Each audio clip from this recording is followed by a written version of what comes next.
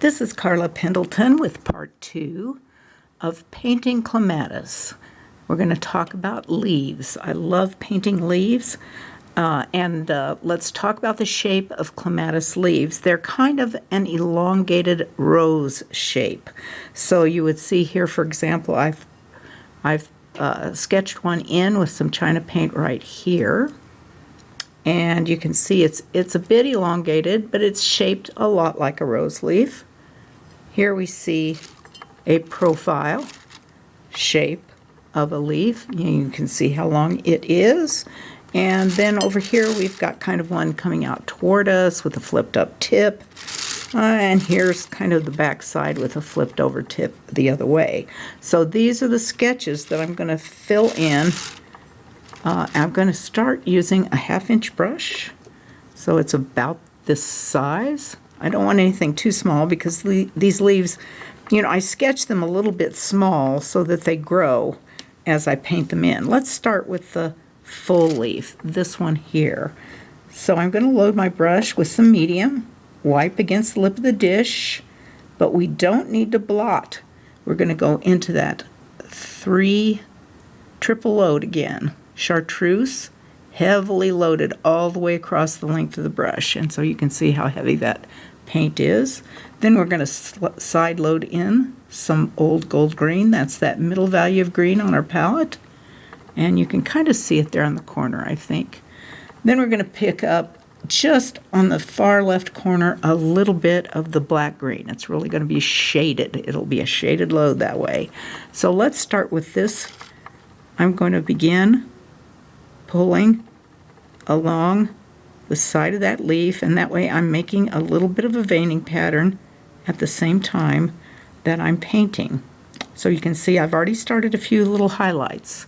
Now I'm going to flip it over and scooch it so that it's on and I'm going to reload.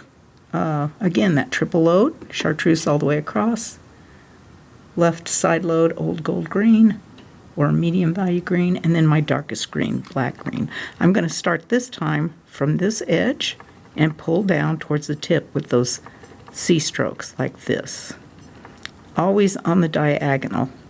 So you can see how I've laid in the paint. I already have a little bit of room for some definition and some highlights. Let's turn back around, and now we'll put in some highlights. I'm going to wipe my brush against the lip of the, not the lip of the dish, against my towel, because I want to remove some paint this time, but I don't want to remove too much. So I'm going to pick up just a very light load of the mallard color, and I'm going to pull some strokes in from the side right along where the main vein, center vein would be. Then I'm going to turn around and I'm going to pull in this direction on the other side. Why do it in 2 different directions? I think it looks a little more natural that way because the leaf is not as uniform, I guess, is what I'm trying to accomplish something where both sides don't look exactly the same, because that's not how Mother Nature usually works with light and shadow.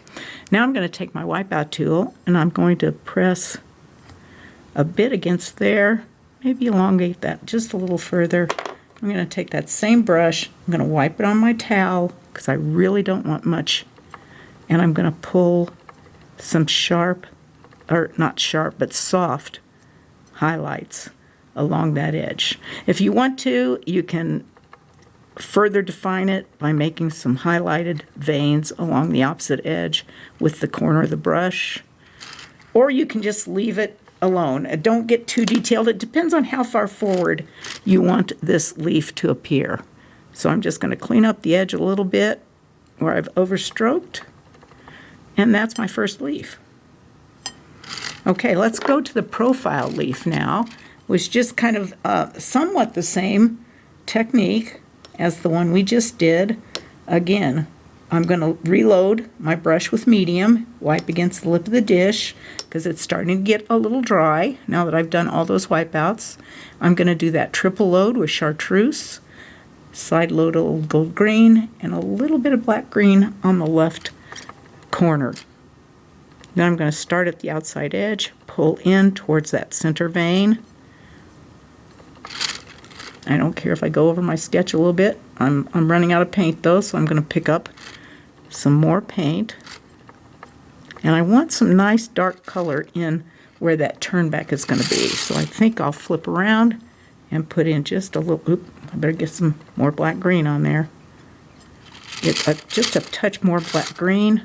Then I'm going to smooth it a bit and highlight this edge before I do the turn back part. So I'm just going to come in here and stroke in some highlights. Ooh, I think I'll load a little bit of that mallard again, just so I don't take off too much paint back here. And I'd also like to see that secondary color in a few places. Then I can resketch the turn back, like so. This will be the edge of it. And now all I really have to do is clean my brush against the towel. Oh, that's the kitty cat wanting to be petted. Sorry, Shipley, you're going to have to wait. Yeah, I know. It's very tough. I'm going to come right up here to the start of that turn back and soften it and pull diagonally toward that center vein until I have the highlights that I want and the definition that I want. And so here we have that leaf in profile with part of it turned up. Okay, let me see if I can't get those two much more in focus and maybe give you a different look at that. There we go. There's two of them right there, straight on, and hopefully that gives you a good idea of what we've just done. Now we're going to do the turn back. First we'll go to this one.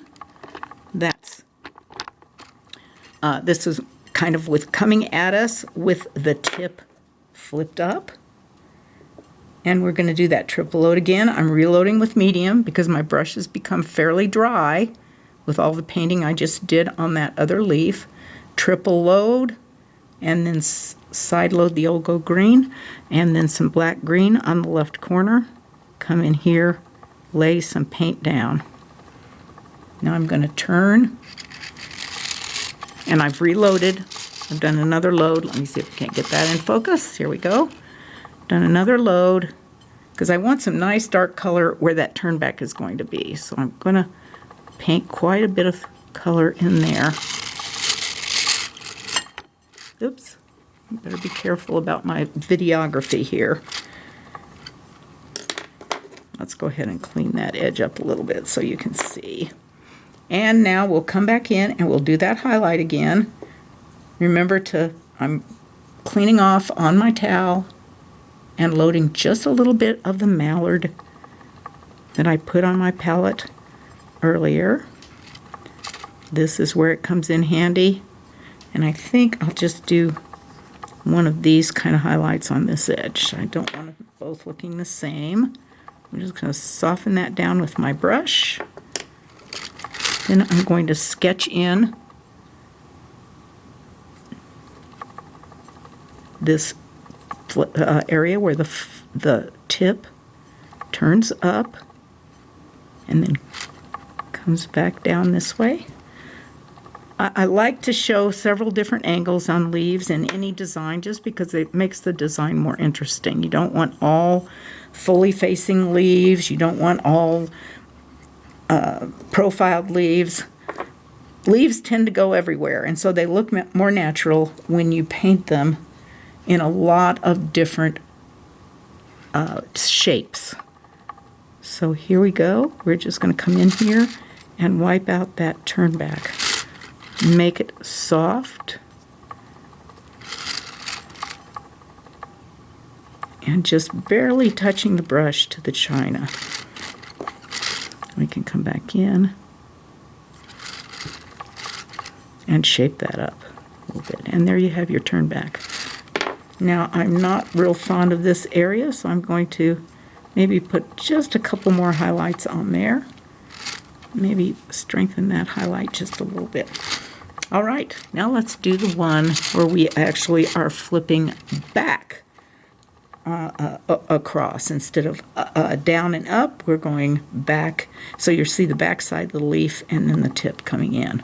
So again, triple load, chartreuse, old gold green, black green. Lay that color in, especially dark, where you're going to put that turn back, the tip of the leaf coming back on itself. And we'll show a little bit of vein pattern. Not much. I think I got it too prominent for the back side of the leaf. I'm going to put a little bit of color back in. Just soften it down a little bit. And now we'll put in, make sure I'm on the right page here, or the right camera angle. And then we'll put the tip in right there. And if you want to, you can switch down to a smaller brush for this, since this is working a little bit smaller than I did on the other two. I'm going to go to instead of a 1/2 inch brush, I'll go down to this, well, less than 1/2 inch brush. I'm not sure what it is actually, but it is smaller than the one that I started out with. Just to kind of clean up and wipe that turn back out so that it looks like a natural part of the leaf. This has got a little bit too sharp an angle there. We'll clean that up a little bit, and then I'll pull that out a little bit. And then we have a different angle on the leaf. So we've kind of gone through different leaves, different approaches to leaves, and now we could get back to the same design that we were working on when I showed you how to do the clematis, and we can paint in the leaves in the background. So you've seen how to paint them basically without a background. Let's talk about painting them within the background. And so sometimes I find it very convenient to kind of sketch in a shape that I want to have. So let's make this one maybe over here on this edge. Maybe we'll make it one that we're seeing in profile. So there, whoops, there we go. We'll get that going like that, and then we'll show the flipped up part here. Let's go ahead and load the brush again. Triple load, it's going to be the same thing. It's just that we're working on wet paint instead of directly on the porcelain. So we're coming in here, pulling, and I do tend to rotate quite a bit. Same stroke, different angle on the piece. And since I already have quite a bit of paint on this, I may not have to go, I don't have to use quite as heavy a load, but I am going to go in and put a couple of highlights back here. Always stroking back towards where that, and I'm going to put a little bit more color right in here as well, where that turn back is going to be. And now we can shape this edge.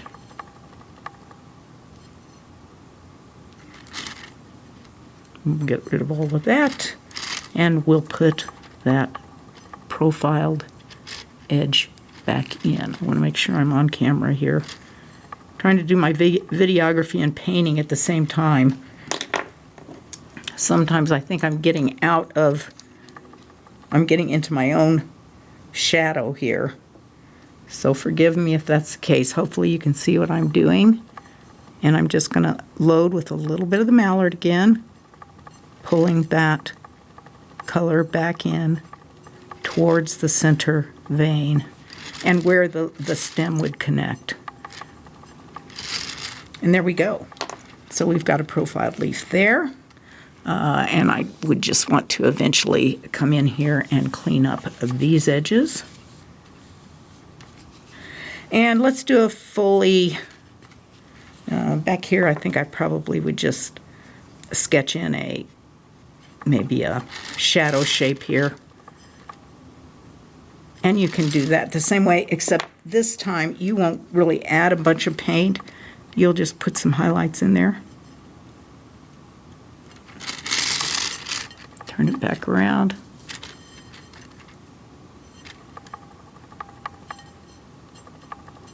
And now you've got a shadow leaf that goes kind of back in the background. But not as much definition on this one because it's behind the other one. And just to make sure we understand that, let's pull a sharper highlight right across here. Separate them a little bit.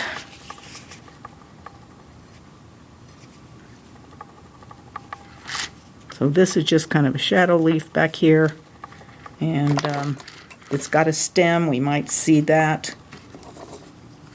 I could pull that out this way, and we'll call that finished. Up here might be something else going on in the background. Let's do a fully facing leaf right here. I'm going to shift over a little bit, and here's going to be a leaf that's like this one right here, where we're coming down and we're seeing most of that leaf exposed underneath the clematis. Now I'm going to do that triple load again. I still have not cleaned my brush, and I probably won't as long as I'm working with the leaves.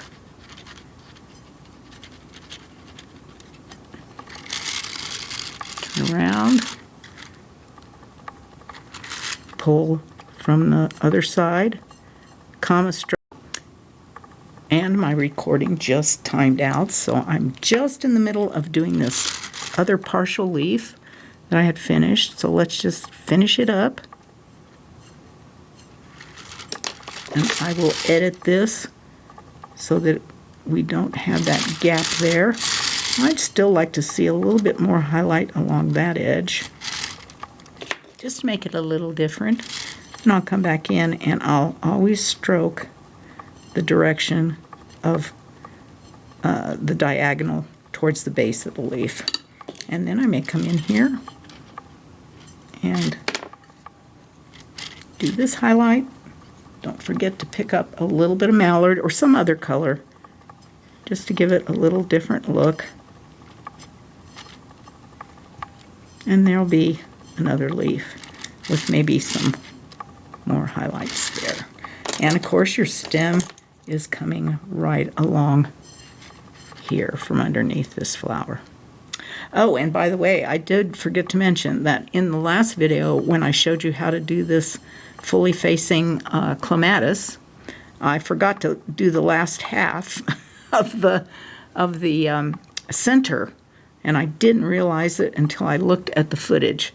And I didn't want to do it again, so I've gone ahead and used the same method, you know, with the mixture of the lemon yellow and white enamel to put on the yellow stamen, and then bring in some of the English orange to give it a little bit of an orangey hue to the center of that. And so now we have the fully facing clematis.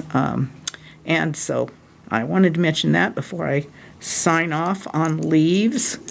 I think I'll give you one more good look at this close up. And fully facing the right direction.